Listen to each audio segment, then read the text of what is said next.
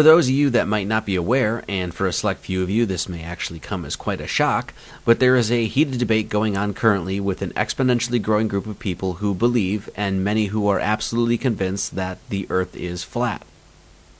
There are literally hundreds of thousands of people who are exploring the notion that this Mother Earth that we live on does not revolve around the sun and is in fact a motionless, flat plane, and the stars, sun, and moon, literally the entirety of the cosmos, revolve around the Earth, a model called geocentrism. A majority of these folk are very dedicated to their cause and are making their case with passion and gusto. There are hordes of independent researchers online who are posting videos with much evidence to support their claims, and average everyday people have taken up doing scientific experiments for themselves to test the veracity of the claims made by scientists and space agencies across the known world that the Earth is part of a heliocentric or sun-centered system. Blogs have been written, podcasts recorded, comment sections flooded. Hell, there's even been several books written about it. These people are dedicated and very serious about supporting a new flat Earth model to replace our currently accepted heliocentric system. For many, the initial response to hearing the idea that people are actually considering the notion that we live in an Earth-centered or geocentric universe usually takes the form of something like the following. Who in the bloody hell thinks the world is flat? What kind of moron believes such nonsense? Have you ever been up in an airplane and seen the curvature of the Earth? Stupid. Shit is round like the other planets. Ever hear of the Hubble telescope? Dummy. The majority of us, at least those who receive their education from a federally mandated academic curriculum, have been told since kindergarten about the rotundity and sphericity of the Earth. In fact, globes often find their way into classrooms across the world.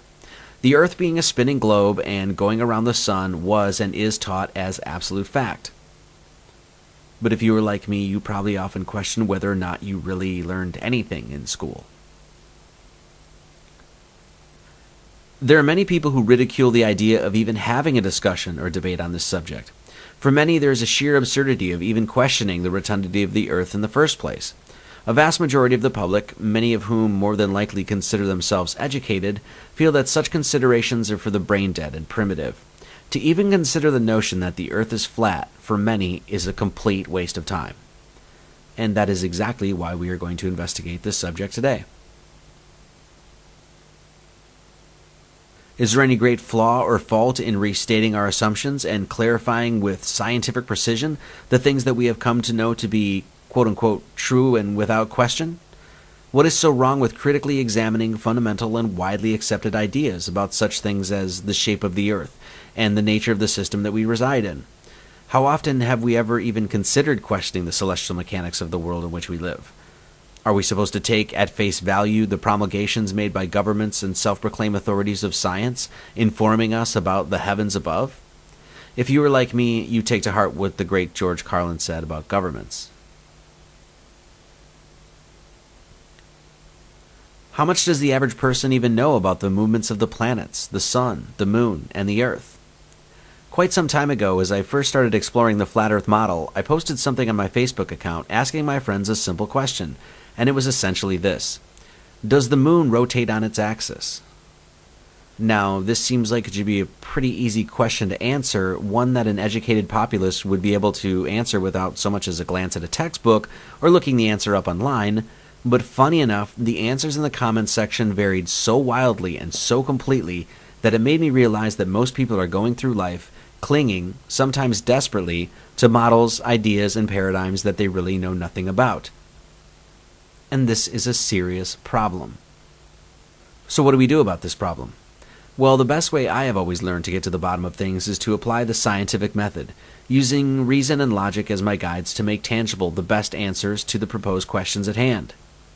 The whole flat Earth movement and phenomenon affords us, meaning the whole of mankind, the perfect opportunity to place each and every one of us at the center of a grand scientific experiment.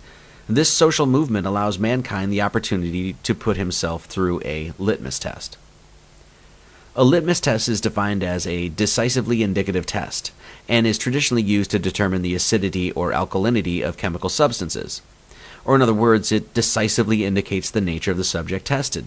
Hey, is it alkaline or is it acidic? Is it A or is it B? Is it black or is it white? And as we may come to find, sometimes these things aren't so cut and dry as we thought. Not only does the debate of the rotundity or flatness of the Earth provide humanity a perfect opportunity to reapply our own scientific knowledge and engage in the learning process once again, things we can only construe as intellectually progressive exercises, it also presents ourselves with a litmus test, challenging our own application and understanding of the scientific method.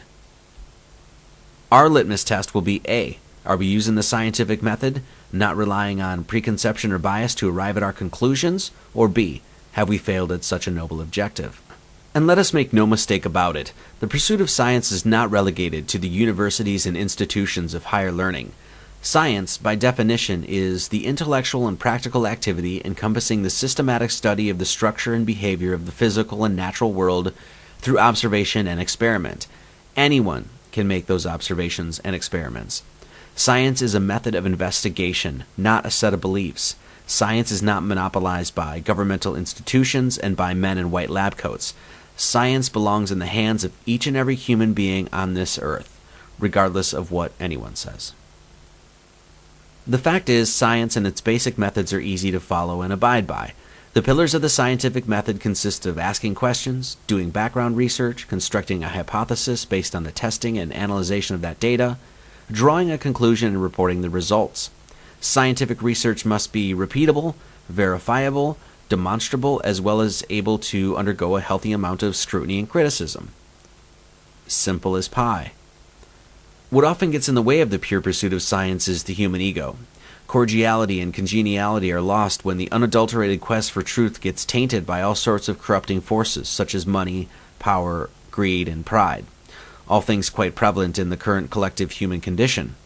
We must always keep emblazoned in our minds the understanding that ridicule, belittlement, derision, disparaging and derogatory remarks, ad hominem attacks, and the like have no place within scientific inquiry, nor in social civility. In the noble pursuit of science, if one attacks another for simply making an inquiry or asking a question, you can be sure that that individual is not, in any way, shape, or form, engaging in the scientific method.